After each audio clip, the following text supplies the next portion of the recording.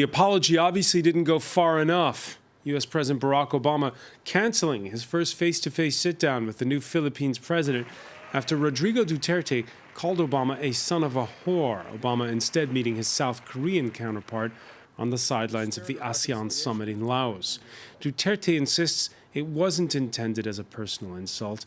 Only Washington has no right to chastise Manila over the nearly 2,000 extrajudicial killings of suspected drug dealers and users since his election in April. Is the narcotics problem in the Philippines so acute that the president has to call for vigilante justice? We'll ask our panel. And also whether the Philippines can afford to burn its bridges with Washington, which provides aid and military support at a time when China's territorial ambitions are growing in disputed waters. Duterte wants to bargain with Beijing over the South China Sea. How strong is his hand? Today in the France 24 debate, we're looking at what seems to be a trigger-happy Duterte. And with us, Jean-François Di Meglio, president of the Asia Center here in Paris. Yeah. Thank you for being with us again. Thanks as well to Luther Aquino, former journalist who worked with the NGO charity, the Christian NGO. Simbahang Lingkod ng Bayan. Thank you for pronouncing it. Thank you for being with us. And we want to thank as well for joining us from Manila, Vincent Cifra. He was deputy campaign manager for Rodrigo Duterte in his winning bid for the presidency. Thank you for joining us. For the youth sector, to be specific. For the youth sector. Thank you for telling us that. The France 24 debate on Facebook and Twitter, our hashtag F24debate. The Philippines president expressing regret over his words. The United States insists the relation's still strong, but the meeting was indeed canceled. Jennifer Bocote has more. As the ASEAN summit opened today, it seemed inevitable that yesterday's sidebar story would soon take center stage. Then a White House briefing. So the working relationship in this very important space continues to be strong. Frankly, where we've had differences with President Duterte has related more to our concerns that there needs to be a clear commitment to due process and the rule of law as it relates to some of the internal security efforts that have been undertaken there. I am a president of a sovereign state. It was precisely this issue of rule of law and the question of balancing it against national security that brought out Duterte's fiery language on Monday. You must be respectful. Do not just throw away questions and statements. Putang ina, mumurahin kita dyan sa forum na yan. Not long afterwards, Obama briefly acknowledged Duterte's comments. I just heard about some of this, but I have seen some of those colorful statements in the past. And so clearly he's a colorful guy. Instead of Duterte, Obama met with South Korea's president today. In a statement, Duterte expressed a measure of regret over what he called his strong comments that came across as a personal attack on the U.S. president. Let me start with you, Jean-François Di Meglio. Did Barack Obama do the right thing by not meeting Rodrigo Duterte? Well, he had to do something. You have, whatever the dimension of the dissent is, you have to show that something has gone wrong. That's one. And second, we all remember this is just the beginning of the mandate for President Duterte. And there was a lot of worries about President Duterte coming into power because his reputation was indeed to be not only a strong man, but you said Harry the Trigger, but his nickname was also Dirty Harry because of his quite meaningful ways of repressing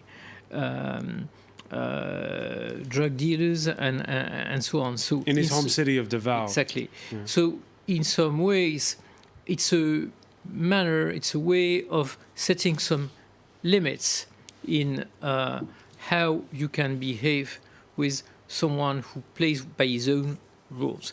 That will not change the relation between U.S. and the Philippines. As I said, this is the bottom line. So it's just a show of protocol. But All right, won't change the relation. I'm going to pick up on that, but first, let me ask you: Are you Luther? Are you surprised by the statements?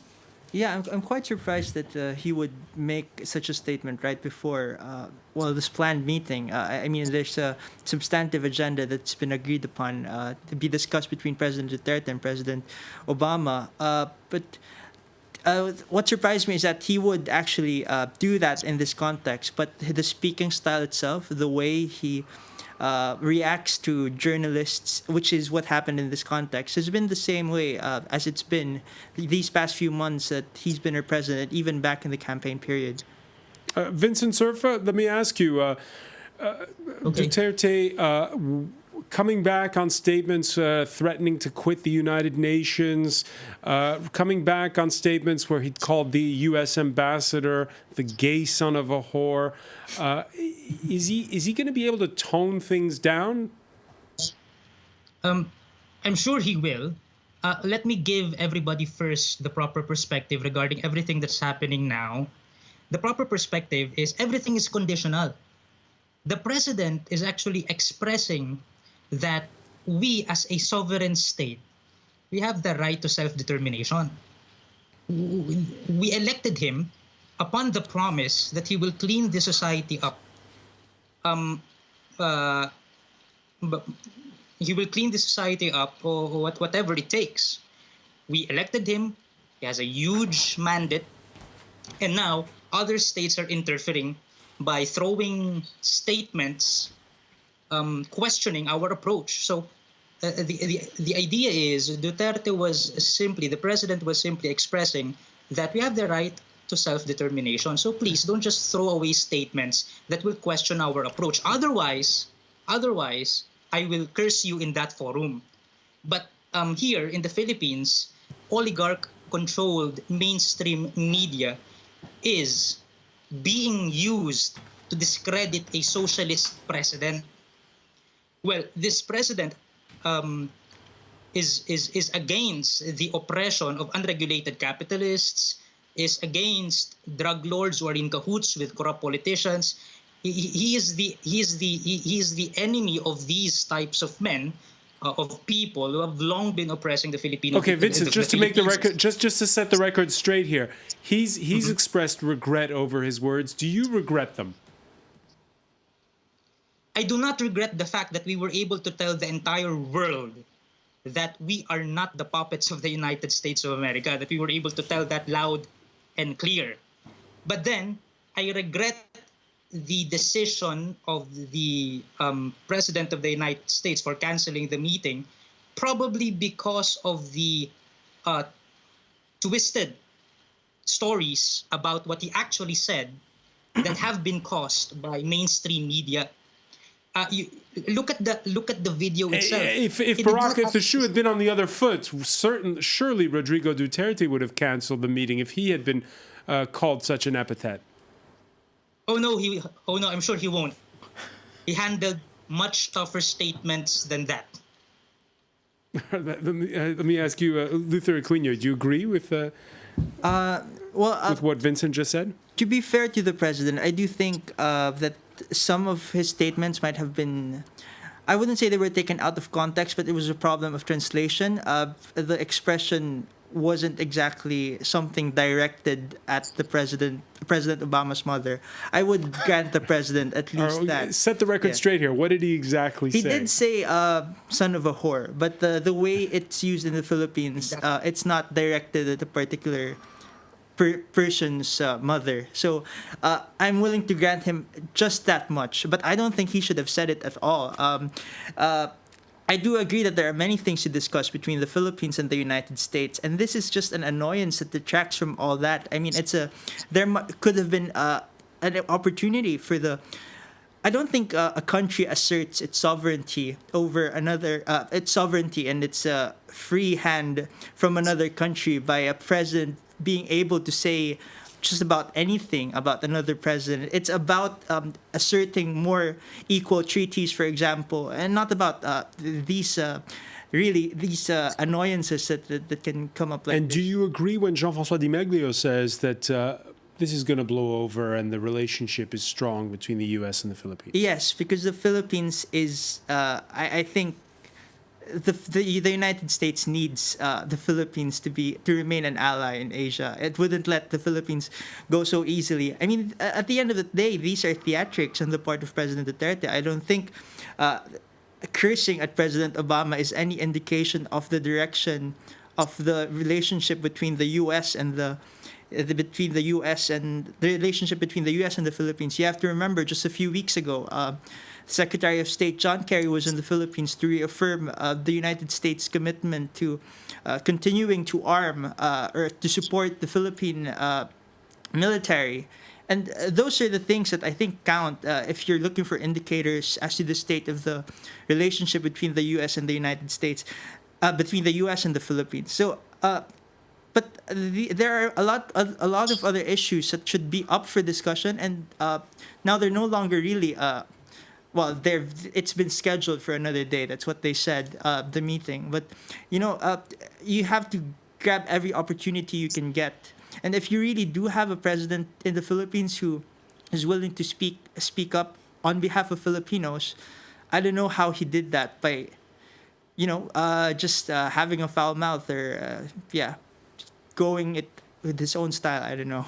There's a lot of quid pro quos at times. So there was the people are still rehashing that time he made a joke about an Australian woman who'd been raped. Well, he was very well known for being outspoken, for being vocal, and if you look at the string of Filipino presidents, you have this moment where the presidents are elected from the high society, which is like 3 times out of 4 or 5, and you have also the other part of the Filipino population, which in a way he represents.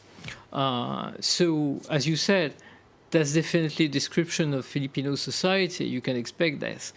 Unfortunately, when it comes out on the global stage, it's a bit shocking. I was just thinking, what if, instead of still having Obama, because of the US election, he would have said that to, you guess whom?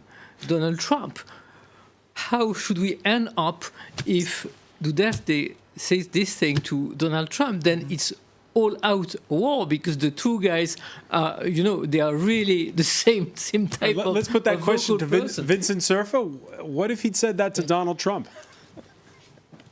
Well, I don't think foreign policies are based on shallow statements. But before I discuss further about these possibilities, let me just clarify what you said, what you talked about earlier regarding the joke about the Australian victim of rape. Let's not call it a joke. It was not a joke. It was a frustration of expression. It was an expression of frustration over a beautiful life lost. Yes, it was a crazy way of expressing himself, but that's how he expresses his frustration over these beautiful lives lost because of such crimes. But then when he narrated it, it came out as a joke. That's why when he was interviewed the day after, he kept on saying, "I was just narrating an event. That was what I said before because I felt so bad over that beautiful life lost." But he will never join a gang rape or what. I mean, here in the Philippines, we are divided into different subcultures. He came from the Moro culture and the Visayan culture, who have a very strong sense of language. So the conservative Tagalogs, for instance, will never fully understand the way they speak. In fact, to them, cursing is a normal part of a normal conversation. So there is also this a cultural dilemma.